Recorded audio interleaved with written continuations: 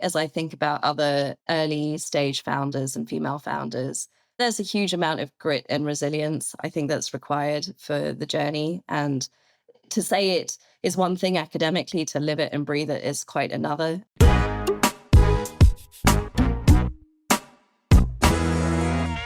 This is Inspiring Women. I'm Lori McGraw, and today I am speaking with Amee Devani, and she is the CEO and co-founder of WellBeam. Amee, I'm excited about this conversation because for so long, for digital health startup companies, there were few women founders, and also importantly, there were fewer that were getting funded and being successful. That tide is changing. I'm eager to talk to you about it. Thank you for being on Inspiring Women. Laurie, thank you so much for having us this morning. All right. Well, let's get into it. Amee, tell us a little bit about yourself, sort of like your background. It didn't start in digital health startups, but that's what you're doing now. You're an international professional. You've worked in many different countries, but tell us about your background. And then I want to talk about WellBeam. Yeah, absolutely. I was born and raised in Nairobi, Kenya. So I'm from East Africa. And then I studied economics in the UK at Cambridge. So like a lot of economists, I followed a little bit blindly into financial services. And I joined UBS in investment banking. And I think my early 20s were a little bit about trial and error in my career. I realized very quickly that I was not super inspired by investment banking. That was kind of a personal thing. Late hours, but I didn't find for me the work particularly meaningful. And so I made a But a great switch. foundation, a great But a very good foundation. foundation, yeah, very good training ground. And then I switched to professional services with management consulting. And to be honest, the work was more varied, but equally over time, I found it also somewhat uninspiring. And I think looking back on it, it was really a function of, as a consultant, I felt like I never really took the risk either of success or of failure of the project or the company that I was supporting. Um, and so I joined an early stage startup in London called PaveGen. And it was founded by a design engineer, Lawrence Campbell Cook, who had this vision of a paving technology which would generate electricity from people's footsteps. So as you walk over the paving slab, it would convert kinetic to electric output. Whoa, And yeah, that's kind of and cool. it's such a cool idea. And actually, so he was looking for someone who could help him commercialize that. And so we became a team and we operated out of a tiny shoebox of an office near King's Cross in London. But I had never had as much fun doing work and working those hours. And I think that was really where I caught the startup bug, where I realized my DNA was just geared towards building businesses. And I found the excitement and the, unpredictability of it actually really, really enriching. It was also actually a hard personal time for me because that was when my mom was diagnosed with colorectal cancer. And we went through our first experience of the healthcare industry. And I Mhm. think looking back, we were extremely fortunate that we had incredible healthcare and great surgeons and great medical teams. But equally, I come from a country, Kenya, where that's just not available. Right. So that was really, I think, my pull up and reflection on where do I want to spend 12 hours of a work day and what do I want to spend my energy and life doing. And I personally knew I could never be clinical. I faint when they take my blood. I'm just not made in that kind of way. But I have a skill set that can be applied to the support of surgeons and nurses and care teams. And that was really the origin of wanting to build a healthcare business and startup. And then I went to Stanford to try to explore what that might look like. So that's how today I've ended up building WellBeam. Well, that's a couple jumps. I'm sorry to hear about your mother. And is she well? Is she Yeah, thank you for asking. Yes, we are really fortunate that, through really strong, as I said, surgical care and acute care, she came through well the other side. I would say it was also our experience of how the handoff between acute and post-acute care can really get dropped. In the UK, interestingly, there was no post-acute care. Right. And so she caught an infection post discharge with her stoma bag. So really, I think again where WellBeam sits today on that continuum of care, where we bridge acute to post acute, that was also underscoring some of the importance of why I think that's particularly relevant and key for patient outcomes. Most people who come into wanting to do something with healthcare come from a personal journey, something, and it affects all of us in some way. That is a huge experience. And to take that and decide that you wanted to do something about it. But first, it brought you to Stanford. So, like, tell us about like that leap.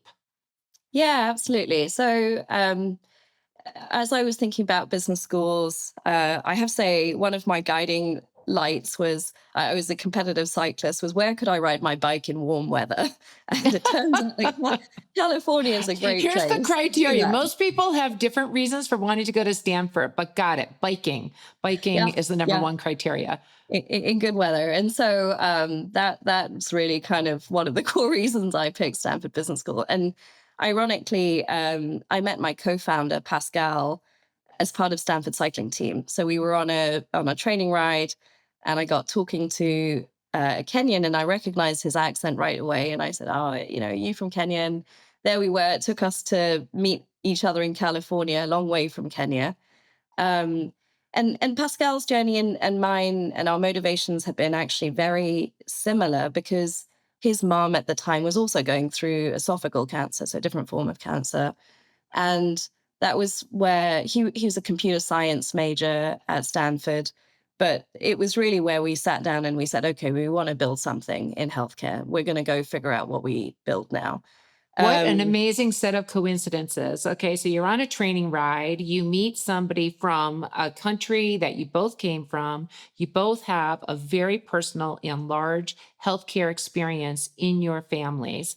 And Stanford is the birthplace of so many innovations. So that brings us to WellBeam. So what is the idea and what is WellBeam? yeah. So as Pascal and I were, unpacking what should we go build? We came up with various ideas of our own, and at Stanford, one of the big things is this lean startup ideology. You Yep. test it in the market, you iterate on it.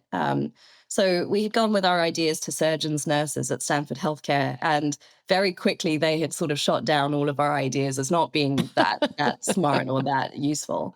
And then we started listening much harder. And I remember being in the office of a pancreatic surgeon at Stanford, Dr. Brendan Visser, who actually has had a phenomenal impact on me personally and also on Wellbeing.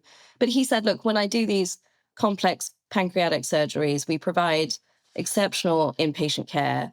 And then as we discharge that patient off to home health care or SNF or hospice, we really just lose visibility into what's going on with that patient. They disappear into this black box of care. Our Yep. teams are still responsible for the oversight of that care, and yet we're dealing with managing that care through the fax machine. We're receiving orders on the fax line from home health that we have to authorize. We're getting phone calls sometimes from home health, but oftentimes we want to be able to see an image and we can't securely, through our IT infrastructure, see those images. And most of the time, those patients will be back in the ED even before we heard about anything. And Yeah. And that I was kind think of this. I actually think that many people do not appreciate that there's still so many pockets of healthcare. I mean, fax machines, there's probably more fax machines in healthcare than there are in any other sector in the world, which is insane. So like that's a baseline that still exists. And the number of disjointed handoffs. I mean, I just happen to know like it still exists, but it shouldn't. It shouldn't. So how does WellBeam go about solving those problems? Yeah, absolutely. And in 2025, really, it shouldn't be the standard of care, especially when Right? we're in this age of speaking about AI and really advanced technologies, and we're still dealing with antiquated solutions. So, Wellbeam really sits as a mid layer between an interoperability solution between acute EMRs, Epic, Cerner, and others that are used by very large health systems, And then on the other side of the exchange, those partners that continue their patient care, so home health, hospice, SNF, they use a range of other EMRs. And so we see ourselves a lot like an international adapter plug that will integrate whatever the EMR is on either side.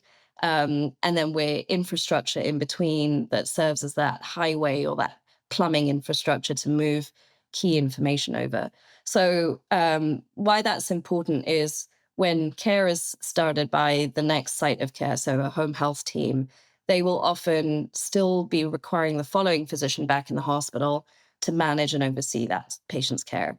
And today, that physician without WellBeam will have to sign on paper, on fax, those care plans, those orders, and then his or her care team are fielding phone calls from post acute teams. So instead of that being true, WellBeam allows for all of the information just to move seamlessly from one EMR to the other.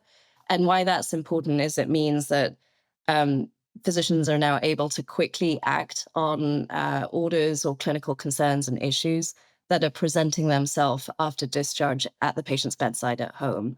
So, really, our purpose has been most importantly to improve patient outcomes and reduce those ED visits and bounce backs from after discharge. And then, secondly, to optimize both revenue for the physician who's providing care but not often able to bill for it because it's being done on fax, and importantly, optimize the value of his or her time and his team's time. Yeah. So, I mean, in this world of digital health and health and care and all of this, fantastic new options, technology, AI. I mean, you haven't mentioned it like 18 times yet, but that's got to be part of what you're doing. I mean, you're talking about gritty tech, the points in the middle that sort of make it all work. So, who are your buyers? And by the way, how do you get them to be interested in well-being? Because you're up against a lot of, I'll just call it like super sexy, well hyped, and quite frankly, like there's so much that we're seeing move at a more rapid pace. How does well-being get the attention of what are really busy health systems or plans or whatnot? How are you? Who are your buyers? How are you doing in terms of getting well-being implemented? Yeah, absolutely. I think the truth about the non-beautiful truth about healthcare is that a lot of the really big problems are not very glamorous. And so I think like the data lakes, the ability to run algorithms and AI applications on top of things really rely on having plumbing and infrastructure and the ability to move data behind that. So our primary buyers, we lead by selling into health systems and their medical groups. And then we will build out their network of post acute partners and their adoption around that. And so our sales motion has been really oriented towards the pain points and the value to health systems primarily. One of the key items, I think, especially it was true during COVID. It's even unfortunately true now under the current administration when there's big question marks of where will reimbursement go and how are things Yeah. changing. One of the main drivers is hard green ROI and the ability to bill new revenue or to bill revenue that they are not billing for today, but they are doing the work for. And so that's a key component here for well-being because physicians are doing this work today, but because on the fax line it doesn't automate the creation of the charges or the billing revenue. We now enable them to be able to bill right out the gate for services they're already providing, and then the benefits of driving 20 to 30% reduction in ED visits and readmissions, the ability to optimize staff time, all of that then is just additive to the value that they receive. Yeah, well, it sounds great, but Ami, I am so interested in sort of like you as a CEO and co-founder, as a woman, and we're starting to see sort of like the tide turning for success for people like you having that success. So, as a female founder, as a inspiring woman, how are you doing? How's the company doing? Yeah, thank you for asking. I'd say I'm into even a new wave of that leadership as a woman because I've just had my first child, who's now 4 months old. Oh, So congratulations. Thank you. So I'm still drinking out of the fire hose and learning what it's like to be a female CEO. I think there've been many lessons along the way. I would say that raising capital is harder for women, has historically always been harder. And I think one of my biggest takeaways is to really lean in to other CEOs, especially female CEOs, about how they raise capital, what they learned through their journey. Most importantly for me, I think, has been realizing that it's so important to surround ourselves with other mentors and other female healthcare leaders. And I think there's been an old guard of female leadership and administration that got there with really sharp elbows, and that's how they had to climb to leadership levels. But then there's another guard that have done so by kind of working collaboratively and learning from others and are paying that forward and working to support other female founders. And so, truly, given there are really brutal sales cycle times in healthcare. It requires resilience. It requires us to be able to short track our learning curve, both of like the language, but also building our network of relationships, of sales, contacts, etc. And such a big part of that as a female founder has been by building this village of stakeholders, mentors, advisors that help to really kind of short track some of those learning curves. Yeah, I don't actually think there's sort of like, there's two ways. I think there's infinite number of ways to successfully lead. And the thing that I see, and what you're talking about, Ami, in terms of just, being a founder, being a CEO, is you're learning. You're a student of it just as you're doing it. So if you were to describe your leadership style, what's working for you? And in terms of what you're doing today than what you might have even been doing a year ago. Yeah, and it changes. It's a dynamic journey. I think that's very true. A couple of years ago when we started WellBeam, we were very scrappy. The hustle was real. The hustle's still real, but Hustle's always um, real. the hustle's very real. You move fast, you break things, you try out different ideas. You're willing to kill them very quickly, and that's kind of the mindset. And as a founder, you're much more in the business than you are on the business initially, I think. I'd say that's starting to really change because as you grow, you just can't be in the business in the same way. And for me, one of the biggest takeaways is to really hire well. And we're very careful with our hiring. I think that's one Yep. of the key things of how we run Wellbeam, which is we run ourselves fairly lean and try to do it based on fundamentals. But as a result, every hire we make has to be a really strong hire.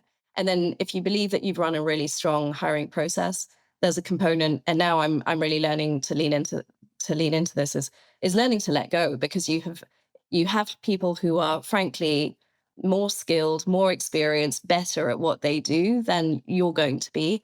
And so trusting that as long as you set up the guardrails, that you're setting up the goals and the QBRs and the OKRs of what you're aiming for, that frankly, the people that you have are going to be able to set the how to get there much more effectively.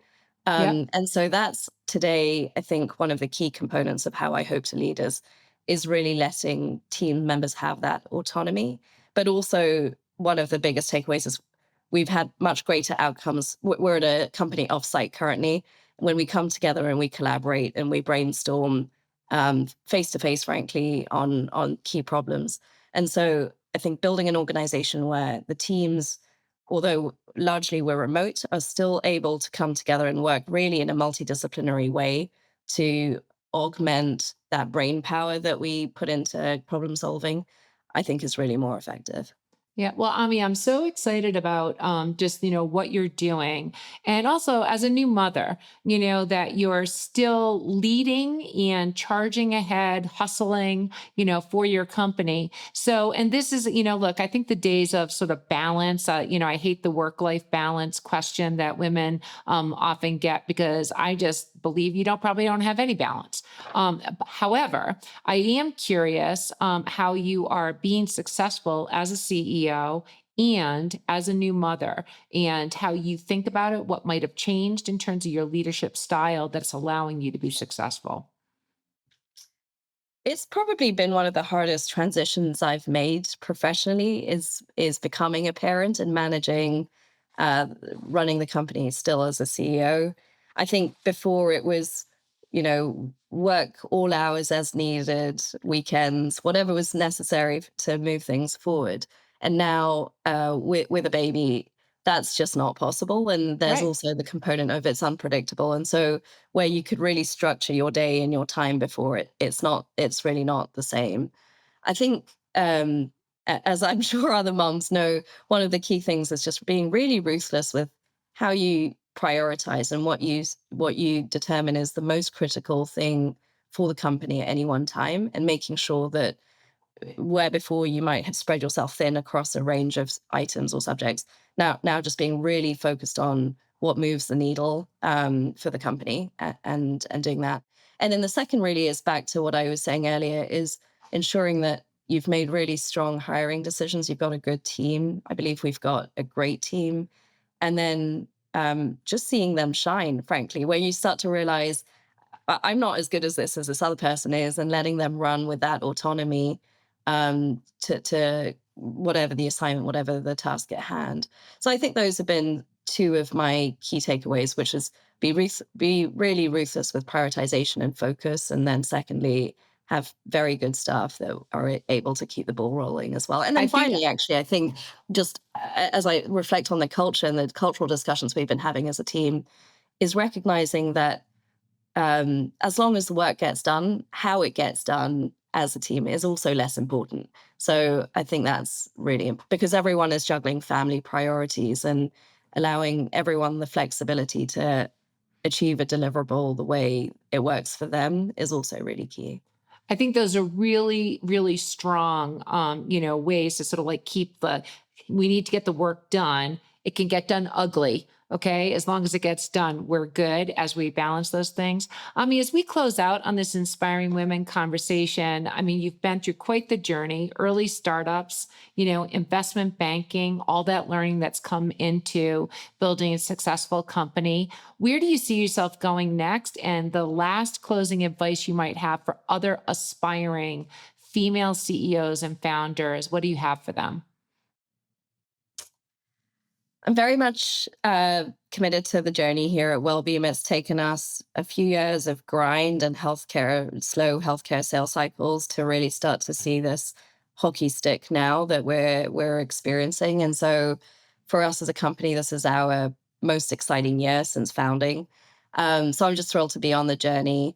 I think as I think about other early stage founders and female founders, there's a huge amount of grit and resilience I think that's required for the journey. And to say it is one thing academically, to live it and breathe it is quite another. Yeah. And kind of really double checking that you have that in the tank is quite key. But secondly, it really does take a village. And so surround yourself by people that have gone before you and built startups. I have a great network of other CEO founders who are further along than I am, and I lean on them nearly every week. And just the how did you deal with, what does this look like type questions. And equally, from a healthcare perspective, building like the administrative leadership network as well, so that you can short track all of the learnings that are needed for the journey ahead. So I think those are a couple of the main statements. And then finally, do something you love, because you're going to get out of bed some days and it's going to be really hard. And so Yeah. you've got to really love what you're doing and spending your 10 to 12 hours a day doing. Well, I am wishing you nothing but continued success as you build this company. And this has been a really wonderful, inspiring women conversation. I've been speaking with Amee Devani, and Amee, thank you so, so much. Sorry, thank you as well.